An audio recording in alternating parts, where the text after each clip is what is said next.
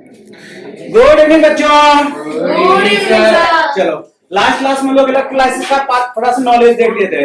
आज हम लोग इलेक्ट्रोलाइसिस करेंगे। लिखो बाय इलेक्ट्रोलाइसिस ऑफ वाटर। सीधा लिखो electrolysis of water.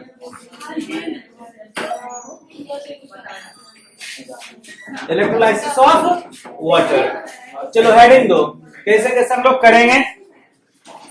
when the electric current pass through the when the electric current pass through the when the electric current pass through the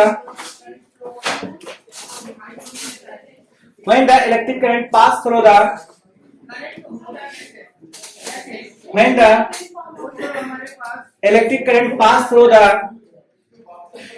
acidified water, acidified लिख करके रुक जाना।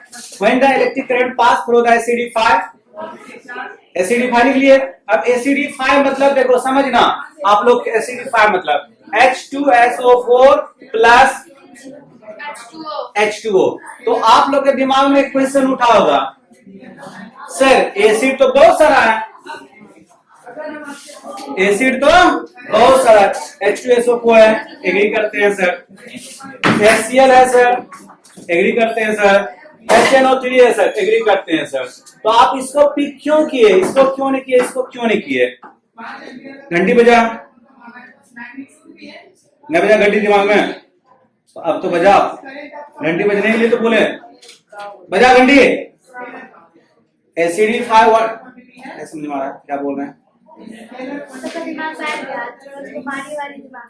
सबको एक तरह से मारना स्टार्ट किया तब दिमाग तुम लोग का चालू होगा।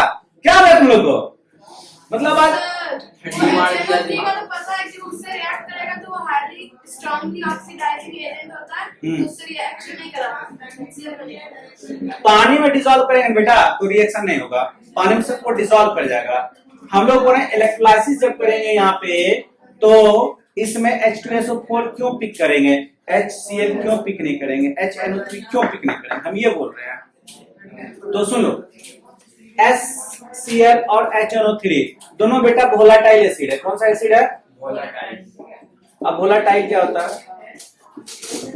और ये नॉन वोलेटाइल एसिड है। नॉन वोलेटाइल एसिड है, ठीक है।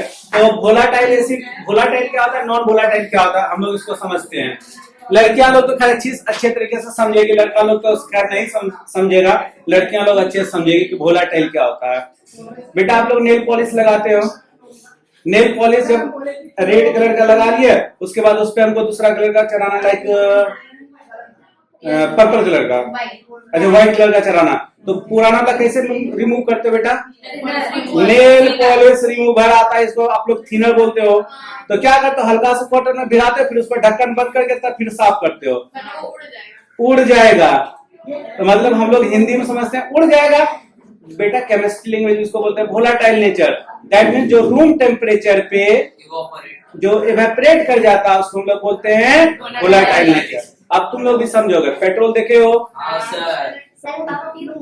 परफ्यूम भी समझ में आया, सैनिटाइजर भी, अल्कोहल बेस्ड प्रोडक्ट समझ में आया, कोई डाउट इतने में? सब बेटा वोलेटाइल नेचर का होता है। तो इसको बेटा हाइड्रोक्लोरिक एसिड और नाइट्रिक एसिड में जरा से इसको हीट प्रोवाइड करते हैं ना, ये उड़ने लगता है, ये उड़ने लगता है, इसीलिए हम लोग इसको यूज नहीं करते। हम लोग सल्फ्यूरिक एसिड यूज करते हैं क्योंकि वो नॉन वोलेटाइल है। समझ में आया? कोई पूछेगा तो बता दोगे। इसी जैसे आप लोग अभी दिख रहे हो कि मार्च पर से आए हो, उसे दिखोगे तो एक्टिव हो ना? Yes sir. कोई एक्टिव आज नहीं दिख रहा अपने को, आज लग ही नहीं रहा कि हम एक क्लास में पढ़ा रहे हैं, लग रहा है कि क्लास 7 में पढ़ा रहे हैं। मेरा बच्चा जैसा कोई नहीं दिख रहा, अभी भी नहीं दिख रहा। दिखेगा सर, दिखेगा धीरे धीरे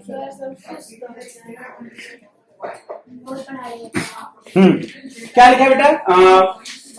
एसिडिफाइड वाटर लिख लिए, ब्रैकेट में एसिडिफाइड वाटर दिया। अब इक्वेशन लिखो, एसिडिफाइड वाटर देने के बाद इक्वेशन हम लोग लिखते हैं। बोले तो एसिडिफाइड वाटर हो गया। अब फुल स्टॉप दो। इट डिकम्पोज इनटू, इट मतलब अब ये मतलब हम लोग ग्रामर समझाने लग रहा है। ईट मतलब ये इंग्लिश में चल जाते हैं। ईट मतलब अरे पानी, वाटर। अरे यहाँ तो इसीलिए ना यूज किया है। सर मैं छोड़ा, मैंने नहीं आया। ईट मतलब ये हमको बोल देना। यहाँ पे ईट का मतलब पानी लिए, water. Water decompose into hydrogen and water. Hydrogen and water हो गया। Water decompose into hydrogen and water. चलो देखो रिएक्शन नीचे छाप लेना। वाटर लिए हम लोग, इसको हम लोग क्या किए, इलेक्ट्रोलाइसिस किए, करंट पास किए।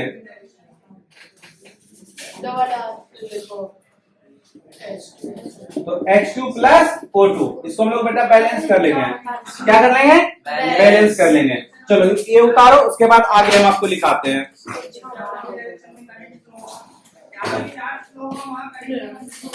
हो गया? Yes sir. नहीं होता बेटा, उतारो।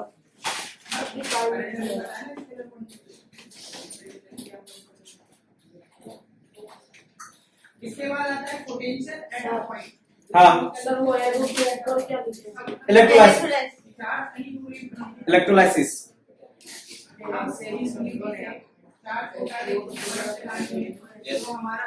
पहले आपको 4 डेफिनेशन समझा देते हैं, उसके बाद लिखाएंगे। लिखने में भी आपको मजा आएगा और हमको लिखाने में मजा आएगा।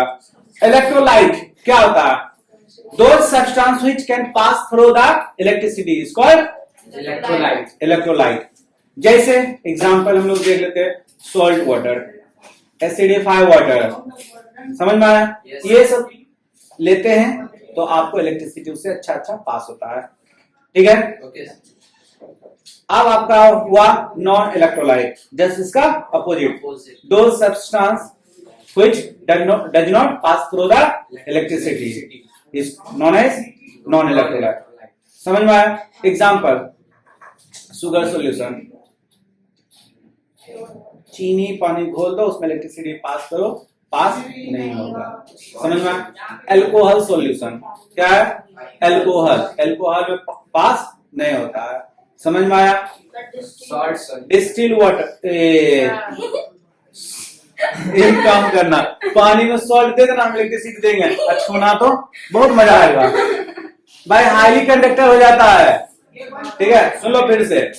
सॉल्ट वाटर बोले, कहीं कोई दिक्कत?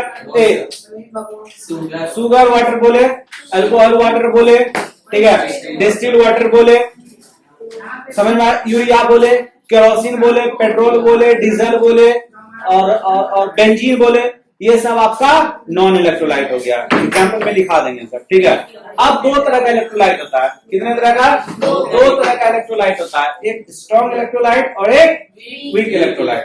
स्ट्रॉन्ग इलेक्ट्रोलाइट वो होता है बेटा जिस सॉल्यूशन का कंप्लीट आयोनाइजेशन होता है, उसको हम लोग स्ट्रॉन्ग इलेक्ट्रोलाइट बोलते हैं।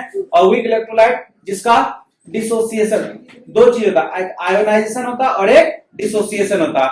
आयोनाइजेशन मतलब कंप्लीट डिसोसिएशन, और समझ में आया? आयोनाइजेशन मतलब कंप्लीट डिसोसिएशन, मतलब पूरी तरह से टूट जाना, और डिसोसिएशन मतलब पार्शियली टूटना। जैसे आपको बताते हैं, NaCl का सॉल्यूशन लिए, ये पूरी तरह से टूट जाएगा। Na अलग, Na प्लस और क्लोरीन अलग। जैसे उसी सॉल्यूशन में हम लोग एसिटिक एसिड डाल दिया, CH3COOH, तो ये यहीं से टूटेगा। तो CH3COO माइनस और H प्लस, इतने समय ये आयंस बनेगा, ये आयंस नहीं बनेगा। तो ये वीक इलेक्ट्रोलाइट का एग्जांपल है। समझ में आया? कोई डाउट? अब लिखो इलेक्ट्रोलाइट, लिख के डैश दो, मतलब टर्म्स बता रहे हैं ना। क्या बता रहे बेटा? टर्म। हाँ, टर्म्स बता रहे हैं।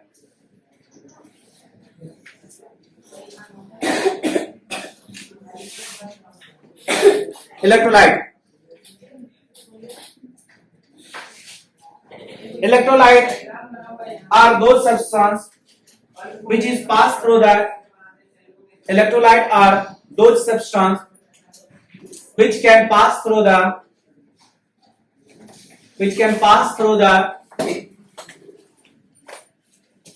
electricity, which can pass through the electricity which can pass through the electricity in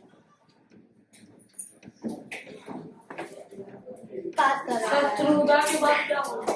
क्या हाँ क्या बोले थे थ्रू द इलेक्ट्रिसिटी इन थोड़ा डैमेज इधर आओ तो तुम हम जा रहे हैं हाँ बोलो बेटा definition electrolyte are those substances which can pass through the electricity electrolyte are those substances which can pass through the electricity in aqueous or molten state molten state समझते हो आप लोग पिघला हुआ aqueous और molten और aqueous liquid पानी जिसमें पानी का सॉल्यूशन हुआ aqueous और molten state समझ में आया चलो molten state example NaCl solution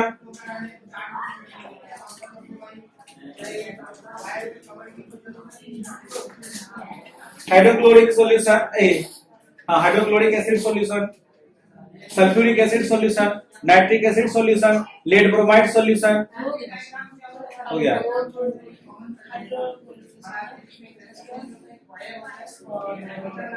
nitric acid solution hydrochloric acid solution sulfuric acid solution lead bromide solution acidic acid solution salt solution etc enough thinking capacity अभी तो बहुत है समझ में आ गया हाँ सर सर हम चार इनर बेटा चलो दूसरे हाँ स्ट्रॉन्ग अब इलेक्ट्रोलाइट लिखा दिए लिखो there are two types of electrolyte strong electrolyte and weak electrolyte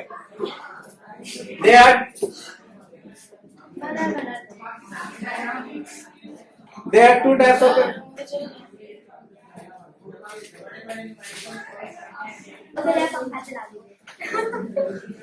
देख लीजिए हाँ क्या बोले बेटा strong electrolyte and weak electrolyte strong electrolyte लिख के डैश दो कांस्टेंट टेंपरेचर पे हम flow valid at constant temperature आई क्या होता है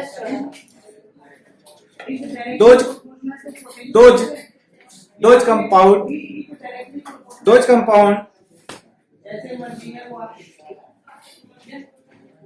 constant temperature those compound completely ionized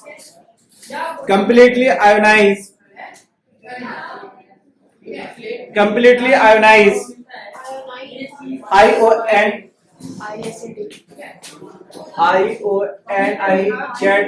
लिख सकते हो IONISED भी लिख सकते हो ionized ठीक है जो लिखना वो लिखो completely ionized in water is called strong electrolyte लिखो example sodium chloride solution sulfuric acid solution nitric acid solution lead bromide solution etc अब हमको खुद याद नहीं है क्या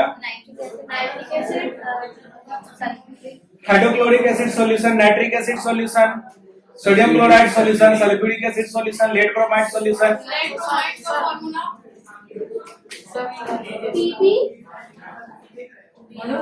PPPR2 है ना सर लीड बोल रहे थे हमको लेट सुनाई दिया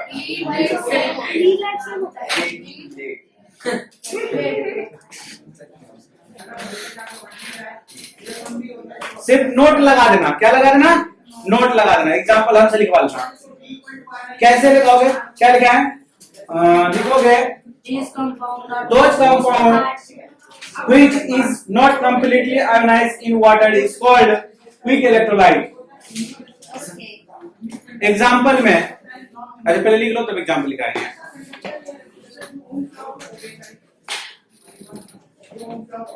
फॉलो करें ओबे करें ohmic resistance ohmic conductance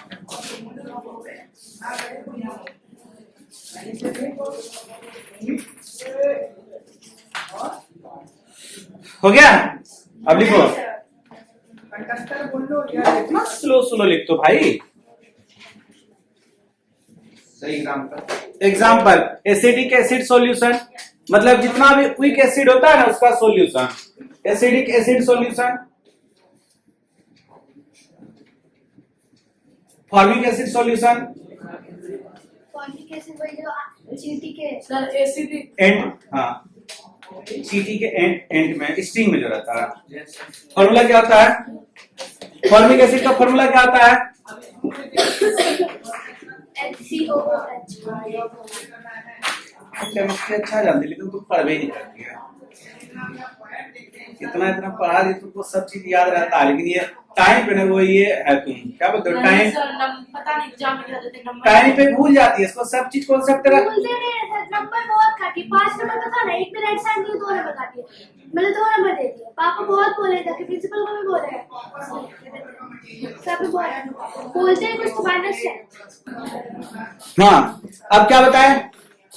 electrolyte हो गया, नॉन इलेक्ट्रोलाइट हुआ, नॉन इलेक्ट्रोलाइट लिखो, नॉन इलेक्ट्रोलाइट द सॉल्यूशन क्या लिखा है? इलेक्ट्रोलाइट का डेफिनेशन उसको उल्टा कर लो, दो क्या लिखा है? Electrolyte are those substances which can pass through the electricity in whatever exchange. अब लिखो, नॉन इलेक्ट्रोलाइट आर दो substance which cannot pass through the electricity in aqueous medium, aqueous or molten medium या molten state is known as non-electrolyte, is known as non-electrolyte। Sir एक बार फिर से बोलिए। अरे इसको स्ट्रेट लाइन ड्रा ओ कहीं से भी अगर आप ड्रॉ करेंगे Non-electrolyte are those substances which cannot pass through the electricity in molten or aqueous state। Example,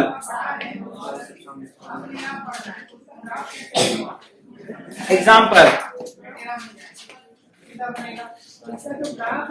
example, non-electrolyte are those substances which cannot pass through the electricity in aqueous or molten state। Example, sugar solution, alcohol, benzene, distilled water, alcohol हो गया, kerosene, हाँ वो तो पहले हो ही गया होगा, kitty से। यस। अब देखो दो चीज यहाँ पे कोई पूछेगा तो आप जवाब देना। हम लोग 3 स्टेट पढ़ते हैं, सॉलिड स्टेट, या तो हम लोग लिक्विड स्टेट या तो मोल्टेन स्टेट पढ़े अभी। तो अगर पूछेगा सॉलिड स्टेट में इलेक्ट्रिसिटी फ्लो होता है, मतलब से ये मेटल का है, आयरन का है या कॉपर का है, या यहाँ तो जो वायर जा रहा है उसमें इलेक्ट्रिसिटी फ्लो हो रहा है, तो उसमें कैसे फ्लो होता है? उस बोल रहा उसमें फ्री इलेक्ट्रॉन होता है। क्या होता है? आप लोग को बताए हैं कि मेटल में इलेक्ट्रिसिटी फ्लो होता है, क्यों?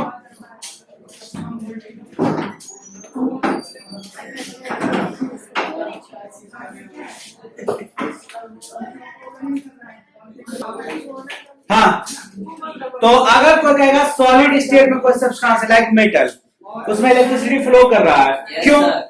Free electron due to free electron, due to free electron. समझ में आया?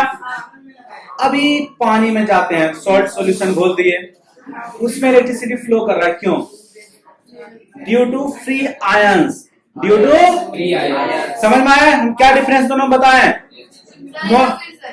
फिर से बता रहे हैं, मोल्टेन स्टेट में इलेक्ट्रिसिटी फ्लो कर रहा है due to free ion. Free ions.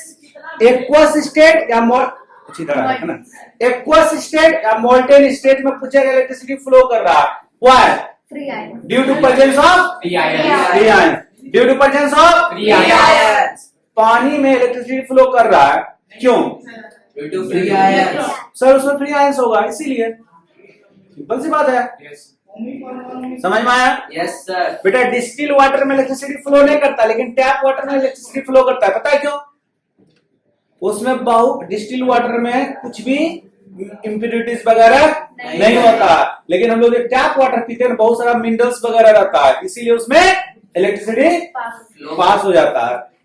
Solid में जैसे ये तार दिख रहा है, देखो अपना ये कॉपर का तार दिख रहा है ना, या वो मेटालिक दिख रहा है ना कुछ,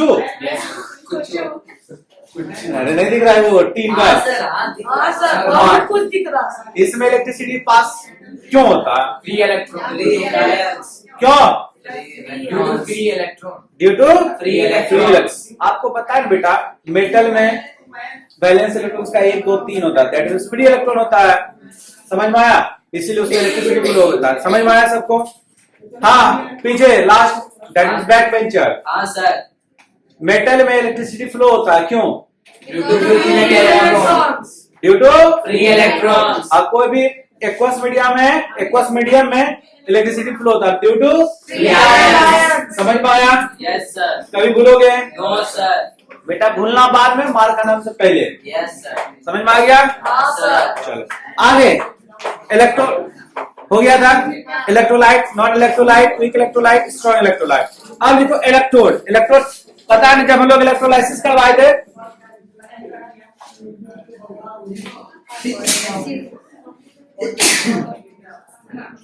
अब हम ये मान लेते हैं सर आ गया है।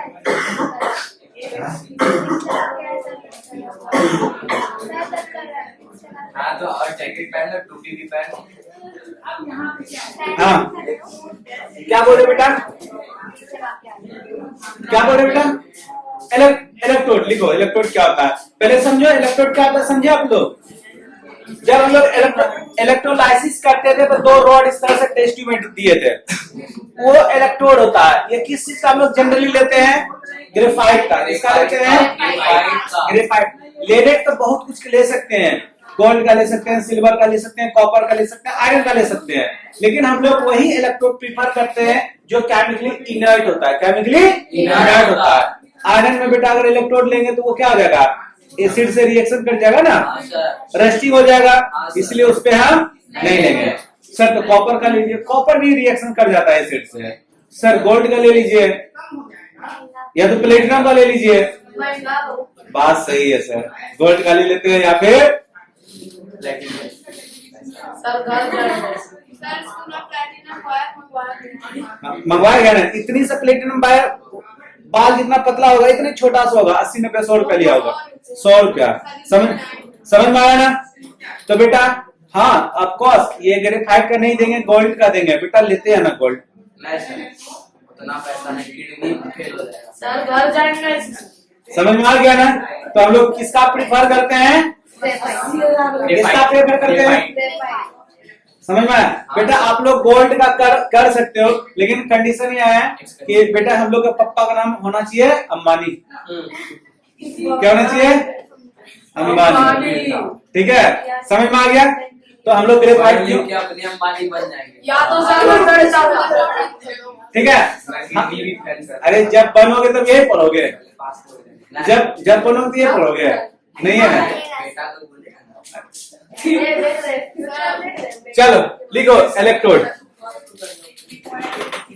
इलेक्ट्रोड लिखे डैश दो। The two conducting solid poles, the two conducting solid poles इसके अंदर वॉशिंग मशीन में AC poles through which an through poles के बाद through which an electric current कम होगा तभी ये current enter or leave electric current enter or leave नहीं पता है or leave L-E-A-V-E leaves an electrolyte are called electrode. An electrolyte is called electrode. An electrolyte is called electrode. An electrolyte is called electrode.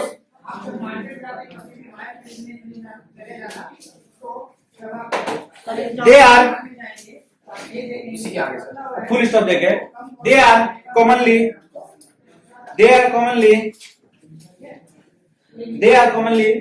made up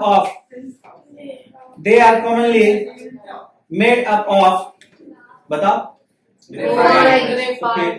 wait किस बात कर रहे हो? They are commonly made up of graphite. Full stop का लिखो generally, या generally नहीं छोड़ दो। Electrode are two types, anode and cathode. Electrode are two types, anode and cathode. अब हम लोग डिफरेंशिएट कर लेते हैं किसमें, एनोड एंड कैथोड में। किसमें, एनोड एंड कैथोड। हाँ डिफरेंशिएट कर लेते हैं, ठीक है, एनोड एंड कैथोड। डिफरेंशिएट